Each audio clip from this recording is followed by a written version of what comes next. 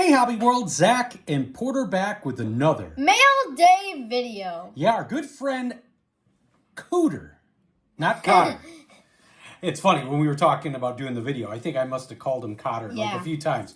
I get my Cooter and Cotter confused here, but our good buddy Cooter out of the great state of Oklahoma, congrats to him and his Oklahoma City Thunder as they just won the championship. Well, it'll be last night as we record this. We're fans of all thing Oklahoma. We got ties to Oklahoma. So we were really excited because last week a surprise hit our mailbox.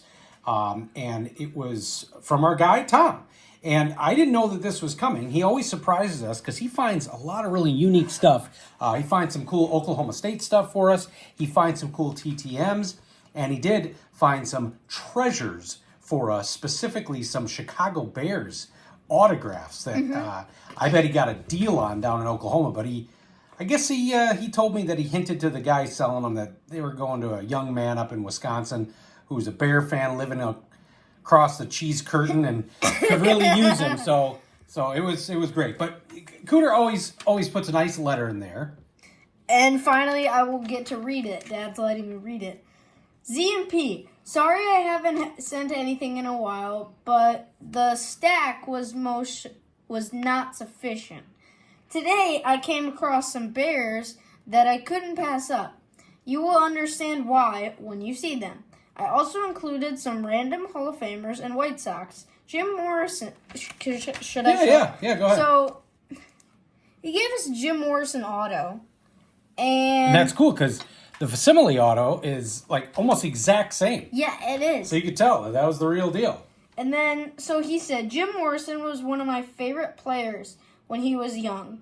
And he came up with the OKC 89ers. That's right. Juan Gonzalez played for that team too.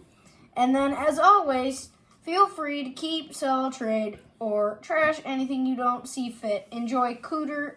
P.S. Happy belated birthday, Porter. Sorry I suck as a hobby uncle and missed it earlier. No, that's fine. And it's what you don't know this, but Jim Morrison is the name of the lead singer of the Doors. Yeah, have we talked about that? Yeah, we've talked about it. Yeah, I suppose. We probably talked about Jim Morrison. So, when I was a kid, seeing that card, I'm like, oh, Jim Morrison. Like, that's cool. Kind of like the Mike Tyson baseball player.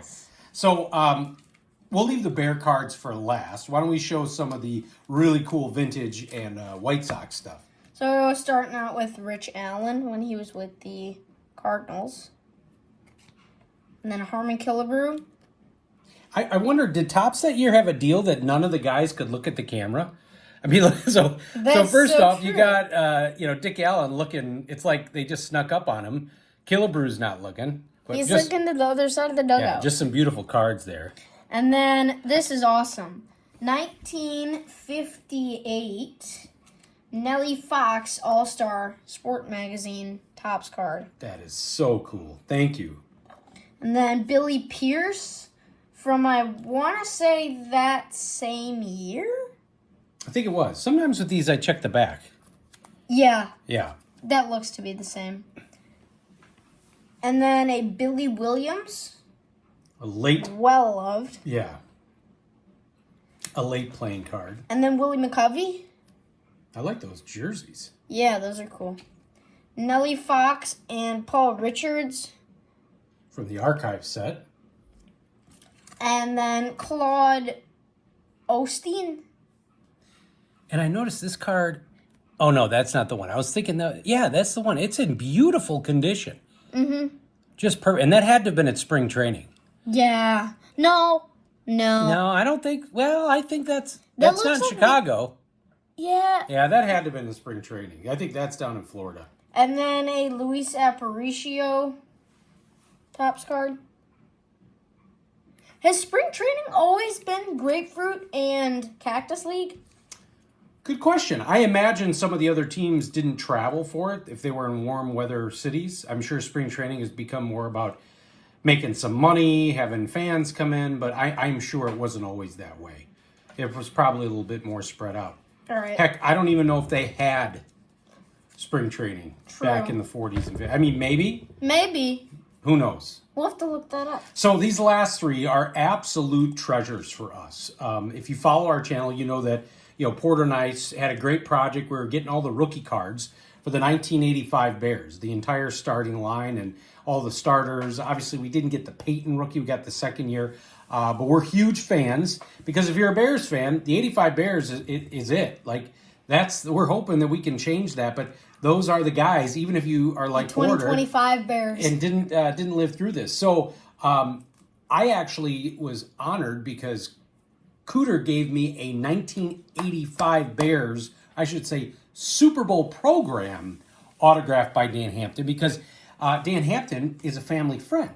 And I don't think Cooter knows this, but the 1989 scorecard is actually probably my favorite Dan Hampton card. And here we go. We've got one autographed. And I love this because this is the set that I always think of from my childhood when I was ripping packs and I put this set together by hand. So that is just a beauty.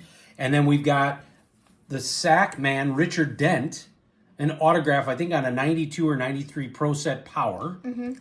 And then our first ever...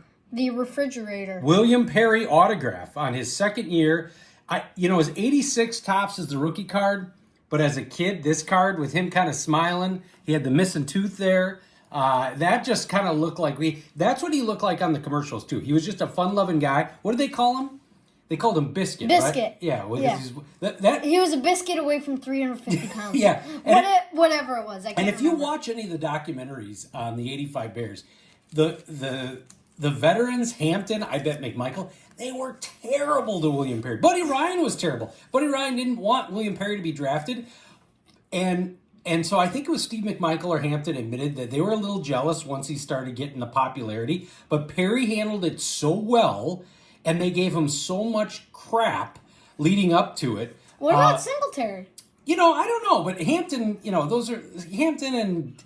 those are a little bit more the troublemakers. I think they're more colorful guys. Like Singletary was the coach on the field. But, they just said Perry took it all in stride, and he could have had a big ego about it, and he didn't. But, he was enormous. That Perry poster that I showed you online, I had that and not even a Walter Payton poster because it was just, he was so big. But, so these are absolute treasures. I was telling Cooter that we're going to have to get a better display for all of our cool Bears stuff as we continue to grow the card room.